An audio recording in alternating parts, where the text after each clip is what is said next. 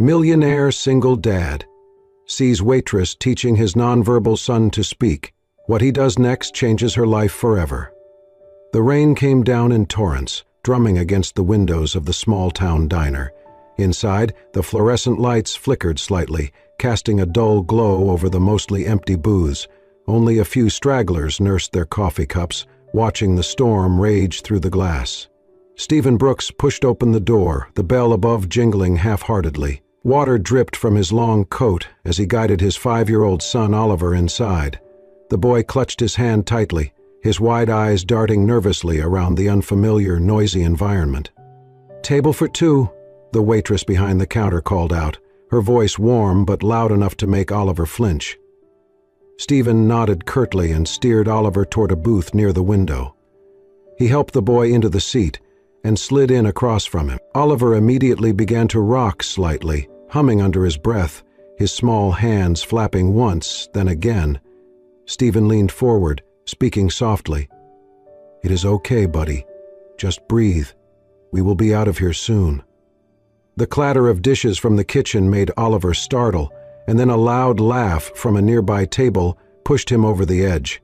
He let out a high-pitched scream, scrambled out of the booth, and fell to the floor. His arms flailed, and he began hitting the ground, overwhelmed and inconsolable. Stephen moved instantly, trying to pick him up, murmuring soothing words that barely registered against the chaos. Before he could lift Oliver, a figure dropped down beside them. It was a young woman, wearing a stained apron and an exhausted ponytail, but her face was calm, her movements slow and deliberate. "Hey there, buddy," she said softly, pulling a laminated picture card from her pocket and holding it up, a cartoon of a smiling face with the word "breathe" printed underneath. Oliver froze, staring at the card. His flailing slowed. The woman placed her hand on her own chest, exaggerating a deep breath in, then out.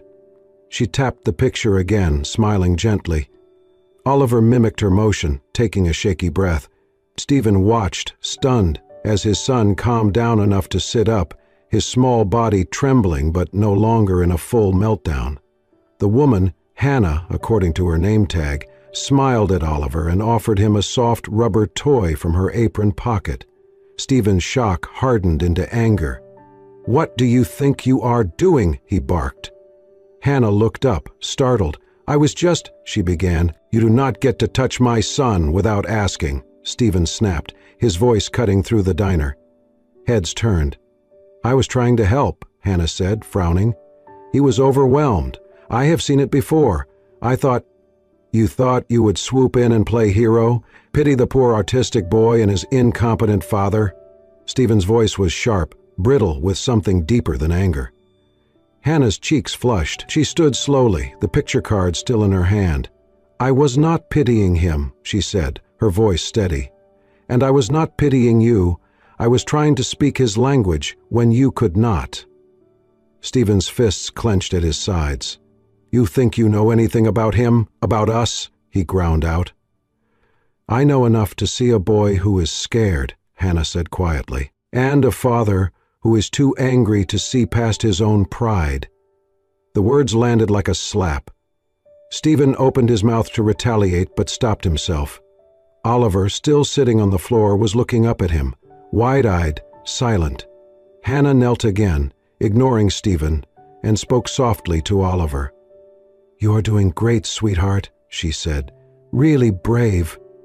Oliver reached out a tentative hand toward the rubber toy still lying near. He grabbed it, clutching it tightly to his chest.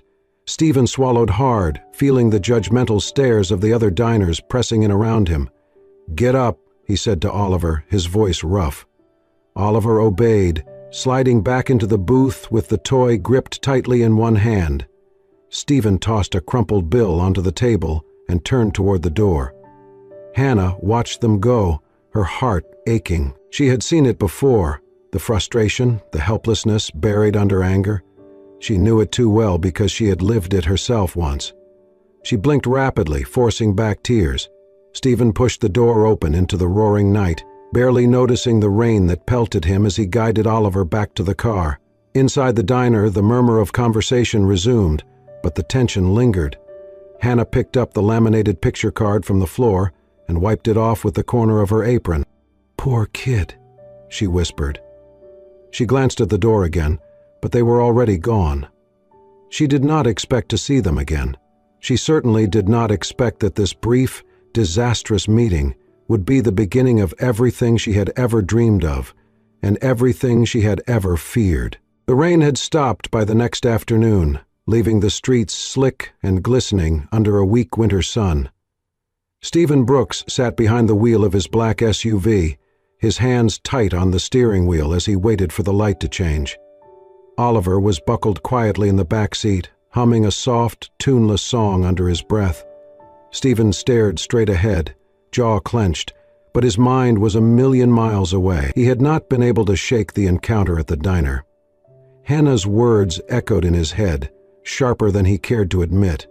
A father too angry to see past his own pride. He hated how close to the mark she had hit. He had spent the whole night convincing himself he had been right to snap at her, that no stranger had any right to step into his son's world without his permission. But deep down, a gnawing guilt had taken root, growing with every hour that passed. Oliver had calmed for her. Oliver had smiled at her. That reality was harder to swallow than any bruised pride. The light turned green, and Stephen eased the car forward. As they rolled past the diner, he caught movement in the rearview mirror. Oliver had turned in his seat, pressing his small hand against the window, peering back toward the familiar red sign. Stephen frowned. It was not the first time. Every time they passed the place, Oliver's attention locked onto it, as if hoping to catch a glimpse of something, or someone. Stephen shook his head and kept driving. At home, the afternoon unfolded in its usual quiet chaos. Oliver stacked blocks in careful, color-coded towers. Stephen answered emails, paced the kitchen, made half-hearted attempts at conversation that went nowhere. But the image of Oliver's face, lit with that tiny flicker of hope, would not leave him alone. That night, as Stephen tucked Oliver into bed, he found a small scrap of napkin clutched in the boy's hand. A crude, childish drawing, stick figures, a smiling woman with a big messy ponytail, and a little boy beside her. Hannah and Oliver. Stephen sat down heavily on the edge of the bed. "You like her, huh, buddy?" he said quietly. Oliver did not respond with words, of course, but his face said enough. His smile was small, shy, but real. Stephen felt something twist deep in his chest. It had been months, no, years, since Oliver had shown that kind of spontaneous joy around someone new. Stephen brushed a hand through Oliver's soft hair, his throat tightening. Maybe he had been too harsh. Maybe Hannah had seen something in Oliver that even he had overlooked. The next day, as they drove into town, Stephen watched Oliver carefully. Sure enough, as they passed the diner, Oliver leaned against the window, eyes scanning the parking lot with a quiet yearning. Stephen tightened his grip on the steering wheel. He did not want to admit it. He did not want to need help. He did not want to let anyone, especially someone who barely knew them, into the fragile, carefully controlled world he had built for his son. But he could not deny the truth. Hannah had made an impression. Not just on Oliver, on him too. He exhaled slowly, turning the car down another street, away from the diner. His heart thudded heavily in his chest. He was not ready to face her, not yet. Not when he could still hear the echo of his own angry voice ringing through that small diner, cutting down the only person who had reached out with pure kindness. He needed to think. He needed to be sure. But in the back seat, Oliver tapped his little hands lightly against the window, humming softly, a smile tugging at the corners of his mouth, and Stephen realized, with a sinking inevitability, that it was not about him at all. It was about Oliver. It had always been about Oliver, and maybe, just maybe, the boy deserved the chance to chase that small, fragile hope, even if Stephen himself was terrified of what it might cost. The days dragged on, and the weight of guilt pressed heavier on Stephen Brooks' shoulders. Every evening he watched Oliver retreat deeper into himself, his energy fizzling away like a dying spark. The little boy who had once stacked blocks and danced to cartoons now sat listlessly by the window, staring out as if waiting for someone who never came. Stephen tried everything he could think of. Trips to the park, new toys, favorite foods. Nothing worked. Oliver's smiles became rarer, his humming softer, almost mournful. It gnawed at Stephen worse than any sleepless night. On a chilly Saturday morning, Stephen watched from the kitchen doorway as Oliver sat cross-legged on the living room rug, clutching the worn napkin with the stick figure drawing. His tiny thumb traced the image over and over, his lips forming a wordless murmur. Stephen knew what he had to do. He hated it. He hated the way it made him feel like a failure, as a father, as a protector. But Oliver was slipping away, and if he did nothing, he would lose him completely. Stephen grabbed his coat, his mind already racing with excuses he would tell himself later. This was for Oliver, not for Hannah. It had nothing to do with her. The diner bell jingled as he pushed through the door. Inside, the air was thick with the smell of coffee and bacon. A few regulars looked up but quickly returned to their meals. Hannah stood behind the counter, wiping down a coffee machine, her ponytail swinging as she worked. She did not notice him at first. Stephen hesitated, his pride clashing violently with his desperation. Then he cleared his throat. Hannah looked up, and her body tensed the moment she saw him. For a long beat, neither spoke. Stephen swallowed hard. "Can we talk?" he asked, voice low. Hannah's eyes narrowed slightly, but she nodded toward an empty booth. Stephen slid into the seat, feeling awkward and out of place. Hannah stood across from him, arms crossed defensively. "I am not here to fight," Stephen said quickly. "Good," Hannah said coolly, "because I do not have the energy." Stephen forced himself to meet her gaze. "My son," he began, then paused, searching for the right words. "Oliver. He has not been the same since that night." Hannah's face softened slightly. "He misses you," Stephen said. "He looks for you every time we drive past this place. He smiles when he sees brown hair." He exhaled sharply. "He drew you." Something flickered in Hannah's eyes, something tender but cautious. "I was wrong," Stephen admitted, the words scraping against his pride like sandpaper. "About you. About what you were trying to do." Hannah said nothing, waiting. "I am asking," Stephen said slowly, "if you would. Come spend a little time with him. One afternoon, no strings, just see him." Hannah blinked, visibly caught off guard. "You want me to babysit?" she asked, half incredulous. "No," Stephen said quickly. "No, just be there. Talk to him, however you did before." Hannah hesitated, her heart pounding. She should say no. Every instinct told her to stay away.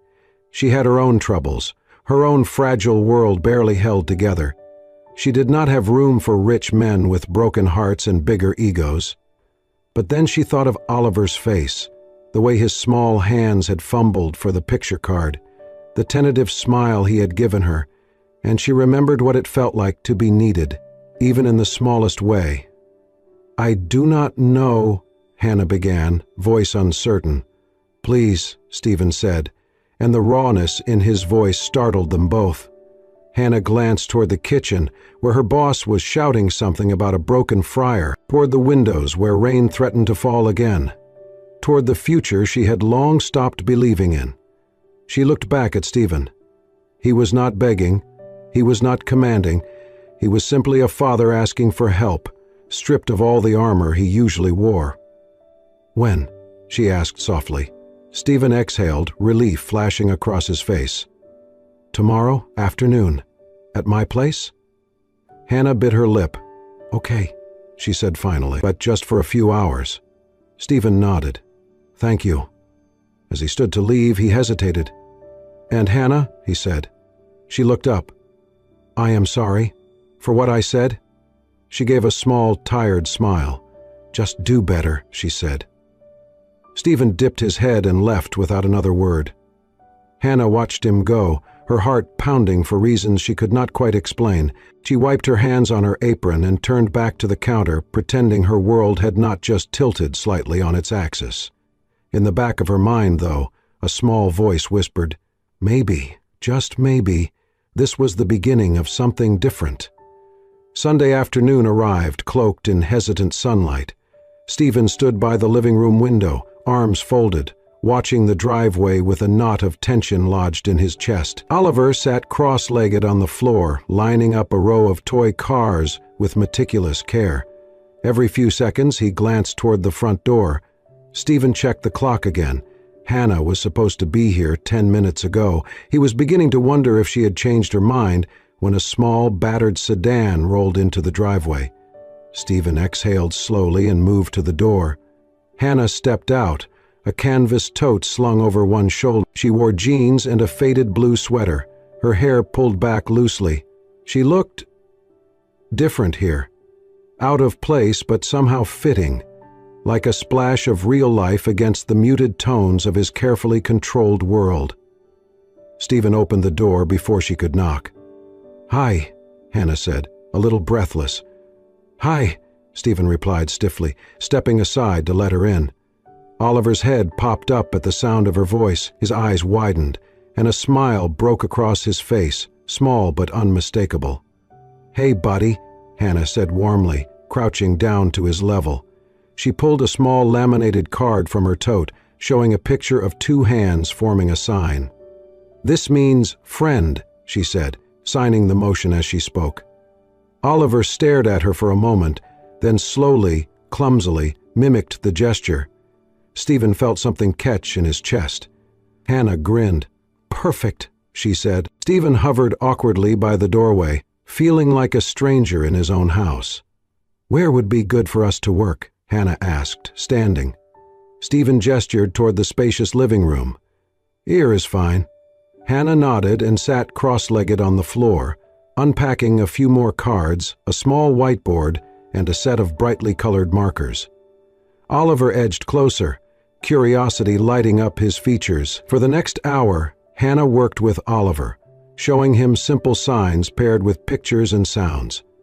She spoke slowly, clearly, never raising her voice, never rushing him. She clapped and cheered softly whenever he got something right. Stephen watched from the kitchen doorway, his heart in his throat. Oliver responded in ways Stephen had never seen before.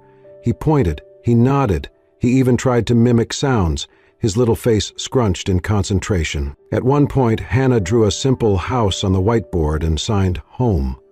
Oliver tapped the picture twice, then looked up at her and smiled. Stephen felt a prick behind his eyes and blinked it away. He knew he should be grateful, and he was, but along with the gratitude came a sharp, unexpected pang of jealousy. For so long, it had just been him and Oliver against the world.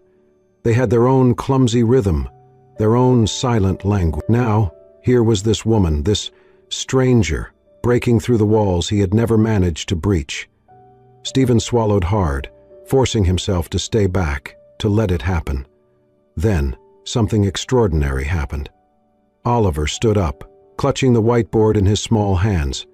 He crossed the room and tugged insistently at Stephen's sleeve. Stephen knelt down automatically. Oliver held up the board, his face shining with excitement. Stephen looked. On the board, scrawled in uneven but unmistakable letters, were three simple words. "I like Dad." Stephen's breath caught painfully. He looked at Oliver, at his bright, eager eyes, and felt something inside him shatter and heal at the same time. "You did this?" he whispered. Oliver nodded proudly. Behind them, Hannah watched with a soft smile, her heart swelling. Stephen pulled Oliver into a fierce hug, burying his face in his son's hair. "Thank you," he mouthed to Hannah over Oliver's head. She gave a small nod, blinking back tears.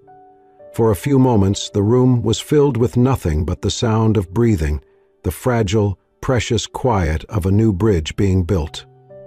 When Oliver finally pulled away, he grabbed Hannah's hand too, tugging her toward Stephen, as if trying to close the circle.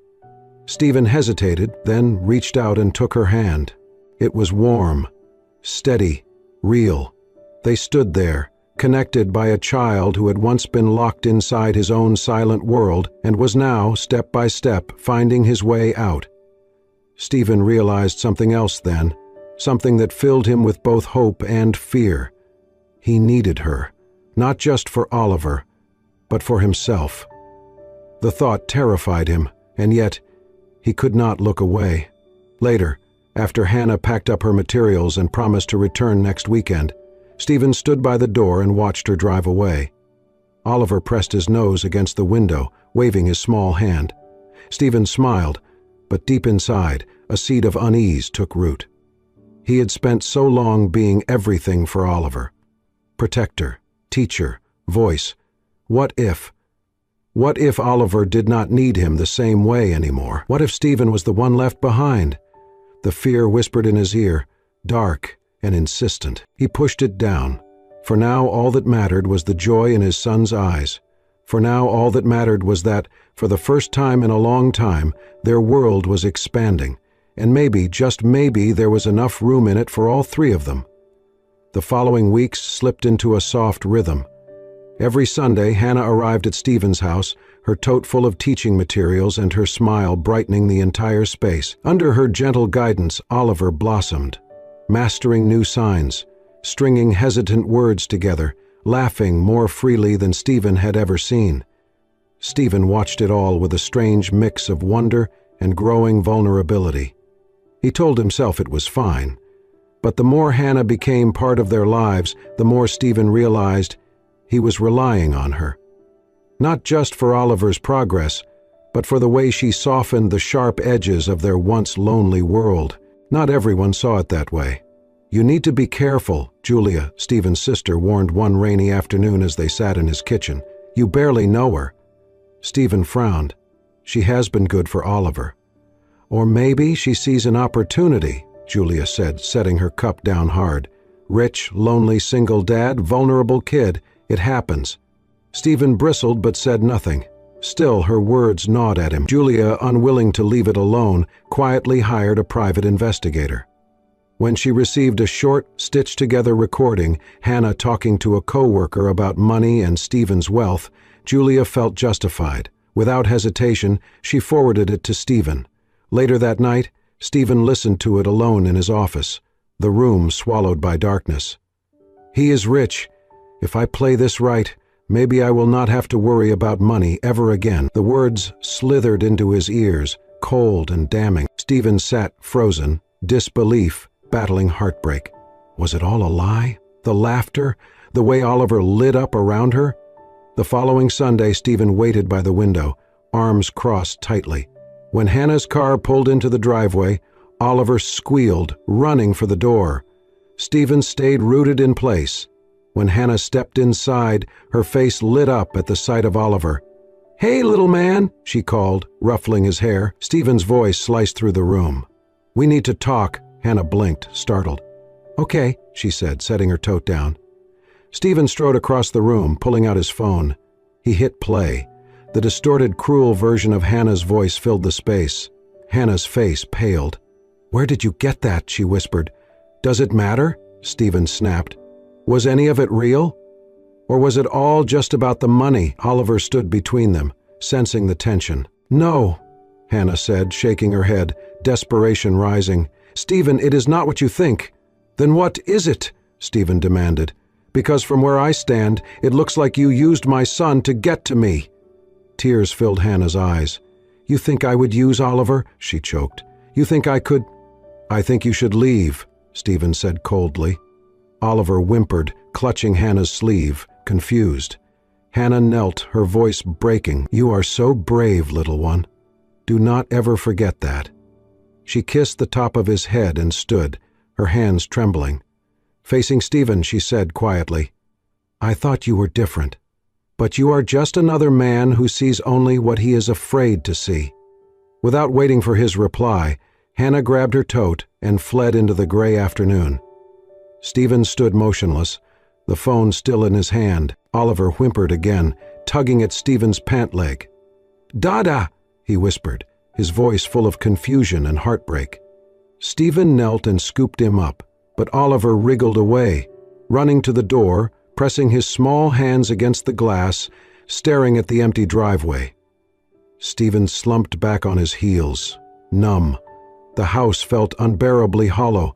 He told himself he had protected his son, protected their fragile world, but deep down an aching truth gnawed at him. He had made a terrible, irreversible mistake. The days that followed were darker than any Stephen Brooks had known. Oliver barely spoke, even with the few signs he had mastered. He no longer reached for his toys, no longer smiled when cartoons flickered across the television screen. He sat by the window most of the day, holding the worn napkin drawing of him and Hannah, staring out as if hoping she might still appear. Stephen tried everything: favorite meals, trips to the park, new toys. But Oliver remained distant, locked behind walls even higher than before. At night, Stephen sat awake, staring at the ceiling, haunted by the look on Hannah's face as she had walked away. It had not been anger, it had been heartbreak. And in the moments when Stephen was brave enough to face it, he knew the heartbreak was not just hers, it was Oliver's too. One afternoon, as rain misted against the windows, Stephen sat at his desk, mindlessly scrolling through emails he could not focus on. His sister Julia had sent another message, this one titled, "More info on Hannah." With a sigh, Stephen clicked it open. Attached was a link to a longer audio file, the original unedited recording. For a long time, Stephen simply stared at the screen. Then, with a shaking hand, he hit play. Hannah's voice filled the room again, but this time the full conversation was different. "So, how is the new gig?" the coworker asked, laughter in their tone. "It is not a gig," Hannah said, her voice firm but tired. "It is just this little boy.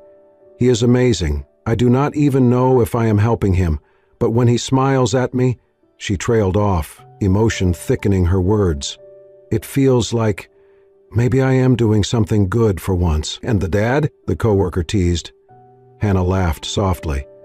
"He is complicated, but he loves that kid more than anything. I would not touch that trust for all the money in the world." The coworker chuckled again. "Still, nice that he is rich, right?" Hannah's reply came swift and sharp. "Money does not fix anything. Not what he is going through, not what that boy needs." Stephen sat frozen, the blood draining from his face. The words echoed in his ears, erasing every ugly assumption he had let take root. He had not just doubted Hannah, he had betrayed her. He had betrayed Oliver. Stephen shoved his chair back violently, pacing the room like a caged animal. His hands shook with anger, at himself, at Julia, and the way he had let fear rule over trust. He thought of Oliver's small hands pulling at Hannah's sleeve, of the first time Oliver had smiled without prompting, of the way he had signed "friend" with clumsy pride. All gone now, because of him. Stephen scrubbed a hand over his face, sinking onto the couch as a heavy, inescapable guilt settled on his chest. In trying to protect his son, he had shattered the first real connection Oliver had ever built outside their tiny, isolated world, and Oliver knew. He knew something had been broken. That night, Stephen tried to coax Oliver to eat, but the boy simply shook his head and turned away. Stephen knelt beside him, feeling helpless. "I am sorry, buddy," he whispered. "I am so sorry." Oliver did not respond. He only hugged the crumpled napkin closer to his chest. Stephen sat down heavily against the wall, dropping his head into his hands. For the first time in years, he cried. Not the silent, hidden tears he allowed himself when no one was looking. Real, gasping sobs that left him raw and empty. He cried for his son.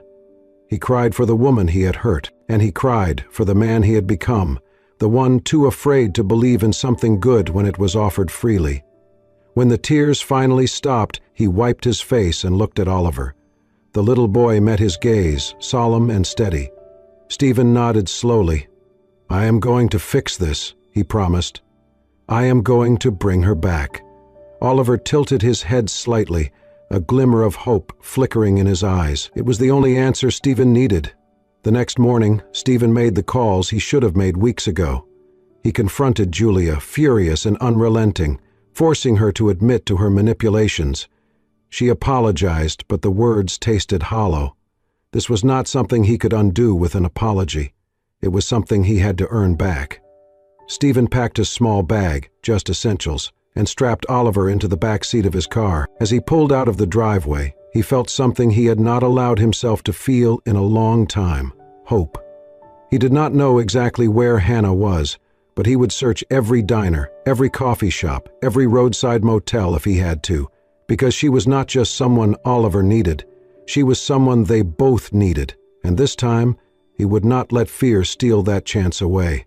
Stephen drove for hours, the world outside blurring into endless stretches of cracked asphalt and dim neon signs.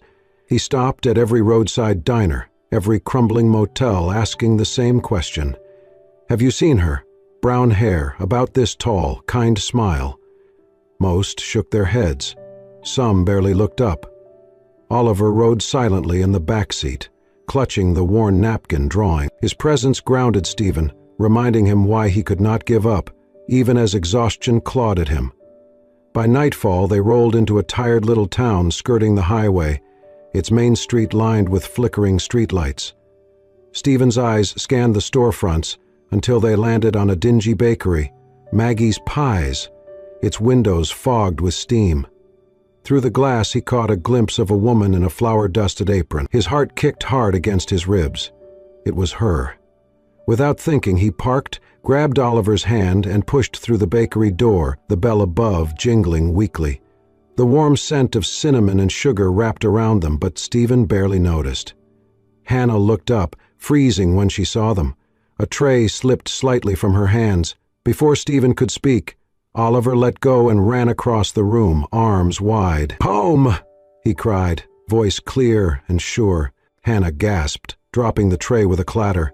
She dropped to her knees, arms outstretched, and Oliver barreled into her embrace. Tears streamed down her cheeks as she hugged him tightly. Stephen stood frozen, every bottled emotion crashing over him. Hannah pulled back slightly, cupping Oliver's face in her hands. "You said a word," she whispered, voice trembling. Oliver nodded solemnly, burying his face against her shoulder. When Hannah looked up, her eyes met Stephen's. No words were needed. Everything was said in the forgiveness and overwhelming love shining between them. Stephen crossed the bakery in 3 long strides, kneeling beside them. His hand brushed against Hannah's as he stroked Oliver's hair. She did not pull away. Instead, she smiled, a raw, breathtaking smile. And Stephen knew in that instant he could not lose her again. The words came without thought. "Marry me," he said, his voice rough. "Right here, right now. No big speeches, no second chances, just marry me." Hannah blinked, stunned. Her hand tightened around Oliver's, tears glistening in her eyes. "Stephen," she breathed. "I know I am not perfect," he said hoarsely, "but you're the best thing that ever happened to me. To him, to both of us." A broken, joyful laugh escaped her. She wiped at her cheeks. "You do not even have a ring," she teased, voice trembling. Stephen grinned for the first time in what felt like forever. "I will get you one tomorrow. 10 if you want." Hannah looked down at Oliver, who watched them with wide, hopeful eyes. She cupped Stephen's face gently, leaning in until their foreheads touched. "Yes," she whispered. "Of course, yes." Stephen pulled her into his arms, holding her tightly as Oliver squeezed between them, giggling with delight. Outside, the rain fell softly, blurring the town into a watercolored dream. Inside, under the flickering yellow light and the smell of warm bread, a broken family found itself again. And this time, nothing, not fear, not pride, not even the past, could tear them apart. They stayed like that for a long time, laughing and crying, holding each other, as if the rest of the world had fallen away. Eventually Maggie, the elderly bakery owner, peeked from the kitchen with a bemused smile. "You gonna buy a pie or what?" she teased, hands on her hips. Stephen laughed, wiping his face. "2 pies," he said, "the biggest you have." Maggie chuckled and disappeared back into the kitchen, humming. Hannah leaned against Stephen, her head resting on his shoulder.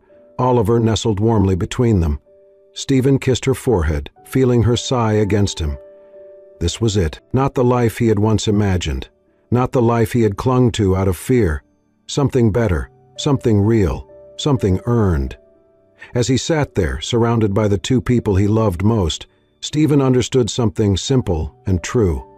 Home was not a place, it was a feeling, and he had finally found it. Spring unfolded gently across the countryside, painting the hills with wild flowers and draping the sky in endless blue. Nestled between the fields was a small farm, its white fence newly painted, its porch sagging slightly under the weight of new beginnings. Stephen Brooks stood on the porch, a mug of coffee warming his hands, watching the morning unfold. Inside, laughter echoed, a sound once foreign to him, now the rhythm of his life. Hannah had turned the old barn into something beautiful, a center for children like Oliver called Hope Haven. Parents came from miles around, drawn by stories of miracles. They never knew Stephen was the silent benefactor who had bought the land, paid every bill. It was Hannah's dream brought to life, and he was happy to stay in the background. Oliver thrived here. Gone was the boy who cowered in corners. Now he ran freely through the fields, his laughter carrying on the breeze, speaking more with each passing day. Today was not about therapy or renovations. Today was about family. The wedding was simple, exactly as they had wanted. No grand venues, no endless guest lists. Just them, the land that had cradled their healing, and a handful of people who mattered. Stephen adjusted his tie nervously, glancing down the path, and saw her. Hannah walked barefoot through the grass, a crown of wildflowers resting on her head, her dress flowing with the breeze. She looked like she had stepped from one of Oliver's drawings, soft, radiant, breathtaking. Oliver ran ahead, clutching her hand tightly, his face beaming. Stephen's heart swelled so full he thought it might break. They met under an ancient oak tree, its arms stretched wide like a blessing. Maggie from the bakery, who insisted on officiating, stood waiting, grinning over a thick, battered book. "Ready?" she whispered. Stephen and Hannah exchanged a look, laughter bubbling between them. No words were needed. They were already home.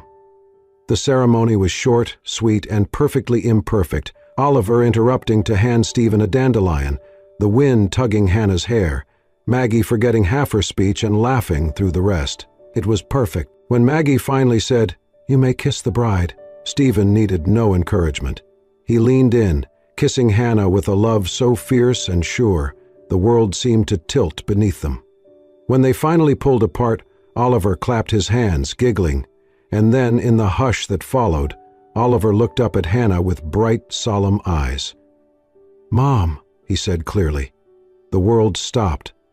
Hannah gasped, dropping to her knees as tears sprang. Oliver launched himself into her arms and Stephen dropped down beside them, wrapping them both into a tangle of laughter, tears, and unstoppable love.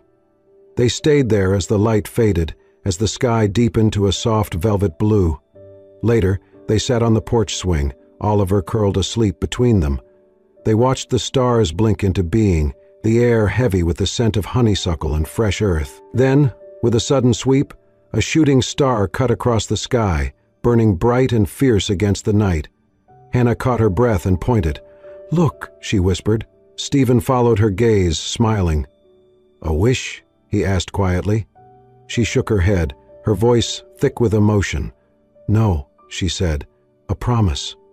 Stephen tightened his arm around her, pressing a kiss to her temple. "Whatever comes," he murmured, "whatever storms, we hold on to this." "This," Hannah echoed, brushing her fingers through Oliver's hair. "Our messy, beautiful, imperfect family." Stephen closed his eyes, feeling the truth of it settle deep into his bones. They had been lost, they had broken, they had almost given up. But love, real, stubborn, imperfect love, had stitched them back together in ways he had never dared to dream.